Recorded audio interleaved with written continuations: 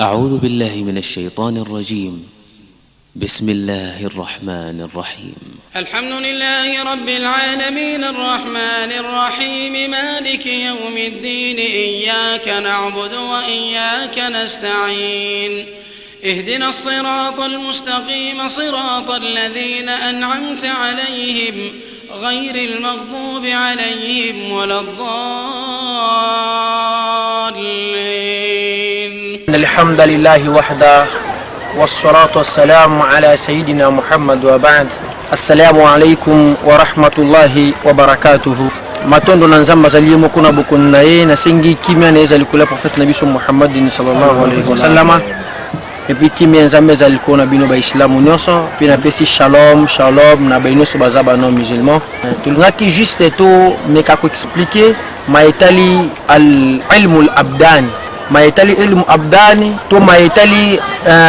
ilajun nabati au ilmu nabati, science ya nzete to maitali traitement ko traiter moto na nzete. Est-ce que ba musulman pe esengeli bazala na elikia? Est-ce que ba musulman pe esengeli azaina bokono moko songolo aluka likasa oyo ko traiter na likasa wana ezali al-Qur'an te to esenkana moto atanga Qur'an asala dua sima komela kishisho. Nam alhamdulillah na yango tolobi ezali jaiz. Rasul Muhammad sallallahu alaihi wasallam prophète ya Nzambe asaki kotalisa biso valeur o Nzambe apesaki Sayyidina Luqman alayhi salam. Sayyidina Luqman alayhi salam Nzambe apesaki ilmu nabat ya ko comprendre nzete na nzete maladi to bokono nini yango esila ko traiter.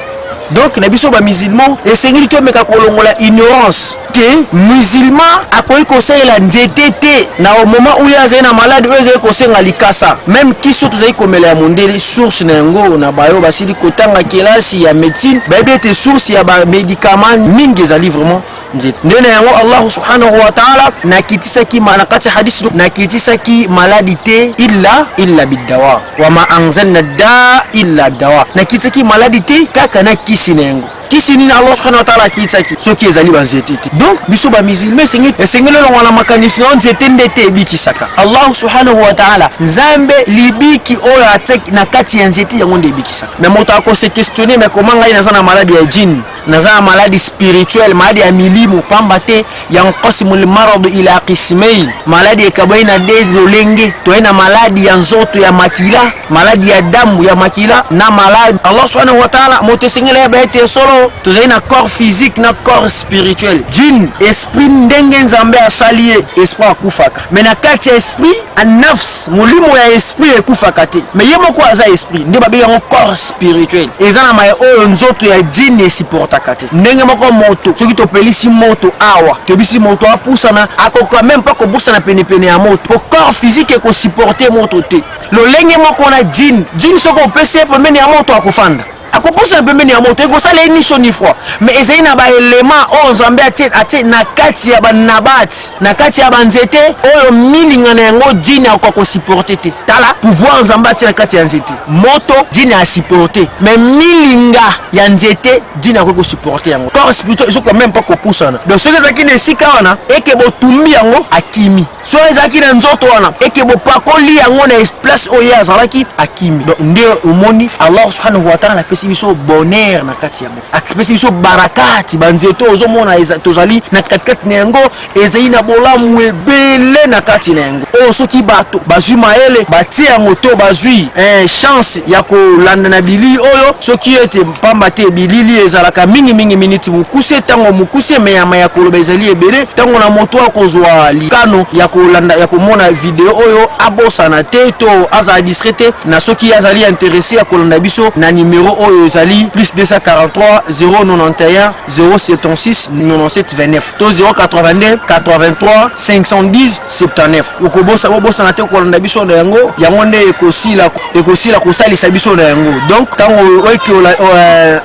ozwi likani ozwi chance ya kolanda biso minute ezali mukuse mais okoki kolanda biso na numéro oyo ezali 091 076 97 29 to 082 83 510 096 79 091 des numéros et zali na WhatsApp na biso 091 076 97 29 tozali wana tozali mieux placé ya ko répondre na mituna o nyonso musulman zene ngo tomo tozali non musulman amoni ke na ko tuna mutuna concernant makambo tali science ya nzete nini islam ezali ko lobela par rapport à science ya nzete est-ce que ko bikisa moto te ko bikisa te ba numéro on a to pesi bosla ko na biso pona ko ba linkani ya ko répondre bino to ko assister bino na njela ya babo inshallah tozali na ndeko na biso soki azali na message ya ko so ezali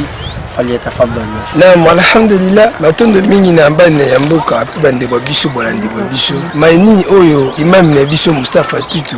ya linga solution biso pamba te ba imboka ba ete ikasa ntope maladi ozali katikati ya kono ya spiritualité o babengi ya molili na o babengi ya musuni yango ezali maini oyo kosengilaka na biso ba congolais to bana koyingana na yango pamba te biso ba musulman toyiba to toyeba ignorant mo moke olimbisa ngai bandeko na ngai na mayo te likasa na tango akala ntopi bakoko na biso bayaka na mbondo na biso ki boyebi mbondo zaka soki bantumbi yango mpona kokimisa bao babengi bandoki nde omoni mai oyo imam na biso Mustafa Tutu ye asili kososolisa biso ete mai etali mai ya jini ye azali nini jini ezali milimo katikati na mai ezali ya jini ekaboli mpe milimo ezali mai ebele milimo ya mabe ezali pene milimo oyo bajini oyo malamu mpe bazali kasi na bajini wana ke moto na bokonola mosusu ya dini oyo ezali ya mabe kasi likasa nde nzambe akotia kati na yango mpe nzambe atie puissance na kati ya likasa wana ke moto maele moso babokeli moto soit disant mbasi soit ke babokeli moto bokono ya mabe ke bazwi na likasa wana nzambe asali ke miracle to bobikisi to nguya moko ezali katikati na likasa wana kaka na kombo ya nzambe ntango basambeli mpo na yango towana abie kosengela na biso ete toyingana mingi kolanda mai oyo imami na biso Mustafa ye asilisi na kosolisa biso mai wana na alhamdulillah ndeko na ngai ya musulman to ndeko na ngai azali non musulman kosengela yo pusana moto bokono ezali kotungisa yo bokono ezali koderange yo ntango nyonso tu yo pusana wallahi billahi wa ta'ala soki yo otie nia otie etation kaka nzambe nde akokisa yo inshallah